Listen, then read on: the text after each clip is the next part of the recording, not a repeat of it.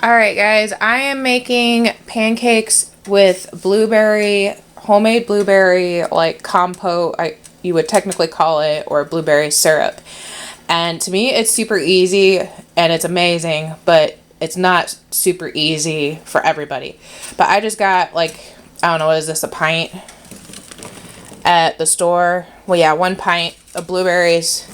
I rinsed them, I'm dumping them in. Make sure you check for stems because that seems to be a problem with blueberries.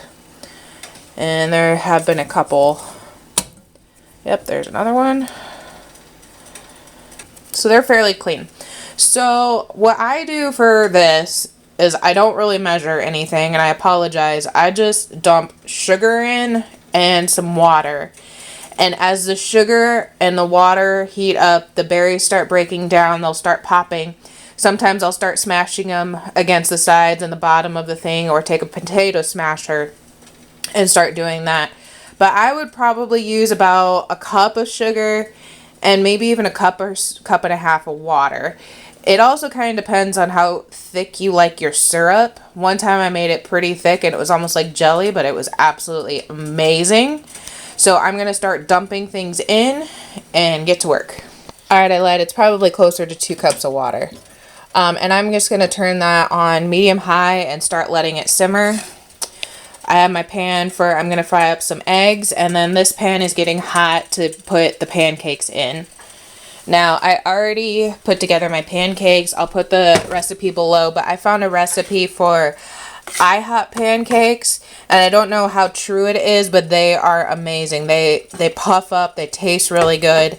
I really like it. The one thing I will say is it calls for buttermilk, but I never have buttermilk, and I don't want to buy a whole quart or a pint of buttermilk irregularly and then have some go to waste. So what I do is you can make your own buttermilk by putting about a cup of milk with about a tablespoon of lemon or even lime juice. I use lime juice because I was out of lemon juice one day. And what that does is it curdles the milk, and it kind of makes it that buttermilk consistency and flavor, and it turns out just as great. So I'll put the link, I'll put the recipe in the notes because I don't have it on the website right now. And I'll include that little note about the buttermilk.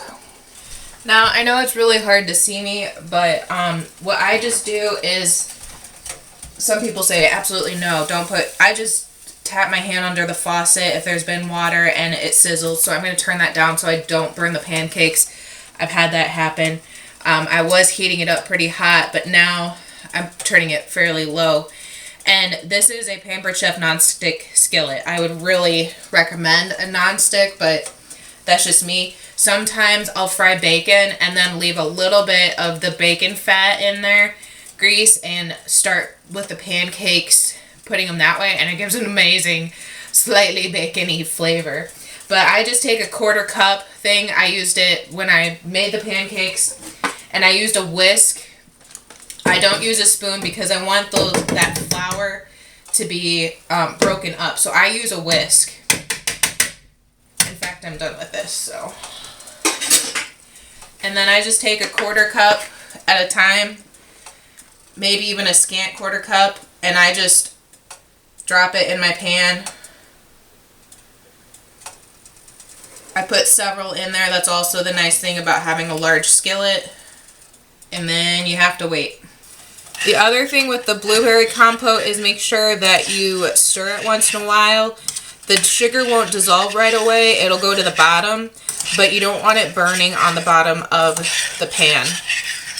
So you can see the pancakes start to bubble, and that gives them their light texture. But we're waiting for the edges to kind of look halfway cooked. And I did turn this down, but the pan might be slightly hot, so they might burn on the other side. I don't know. But because I'm going to cook up the whole batch, I can put the leftovers in the fridge. But I just put them on a plate as I'm going. And then they stay pretty warm. Sometimes I'll throw them in our microwave just to keep them in a smaller area and keep them warm. But we're just waiting for the edges. That's not quite ready. But And why I like making sure that the edges are done is because it's a little bit easier for me to flip them. Woohoo! Look at that!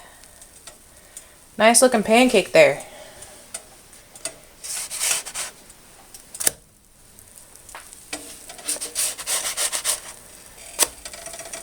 Yeah! We're doing good. So with the pancakes, once I flipped them, they cooked for a while. I checked them and I just put them on a plate to stay for a while and started the next batch. The compote, the sugar melted, but the berries are still pretty hard. Like if you push them, they're getting a little squishy, but not quite ready yet. It just makes breaking them up and turning them into that syrup a lot easier. If you've ever made jam, it's a pretty similar concept. All you do is you're putting water, sugar, and berries together. And some people don't even use the gelatin to make their jam. They just let the natural pectin in the fruit make the gel. And that's kind of what makes the syrup part. Once those berries start getting big and they look like they're about ready to burst actually right now, they start releasing their fruit juices, and that's what helps make the syrup thicker. Alright, so the sugar water is starting to boil, and the berries have started really puffing up. They look like they're about to explode, and some of them have. You can kind of see the color of the liquid has changed, but I'm going to help them along by using a potato masher. And apparently I need to turn down we don't want it a rolling boil, we just want it a nice simmer. So using the potato masher, it just breaks up the berries a little bit. It helps get those fruit juices going. And then when you're eating it, you're not taking a giant bite of blueberry. You're just kind of taking a bite of syrup. And then once I mash these, I'm going to let it sit here and it'll thicken. You'll see it. It'll be more like gel instead of liquid, depending on how much water you put in. Like I said, I put probably close to 2 cups and 1 cup of sugar. It might have been a little too much, but I don't measure it, and it comes out good enough. I mean, sometimes you'll have a little bit more runny syrup, sometimes you'll have a thicker syrup. And I'm sure there are recipes online somewhere for a better ratio if you're one of those people that has to have a recipe. I used to be like that, and then I'm not quite like that anymore. Alright, my compote is not as thick as I would like it, but I think once I let it sit, it'll thicken up a bunch. You barely can feel the difference between the really liquidy stage and the gelled stage, and I think it's almost there. So I'm probably going to cut the video off for the day, and you'll kind of feel a difference. You just have to be patient and notice the change. I have my eggs going. We like them scrambled, so I started that, and I'm going to finish up the pancakes, and we're going to call it a night. Guys, if you haven't already subscribed and you would like to help our channel, please consider subscribing and sharing our videos. I hope you try the pancakes because they are pretty amazing. And everyone have a good night.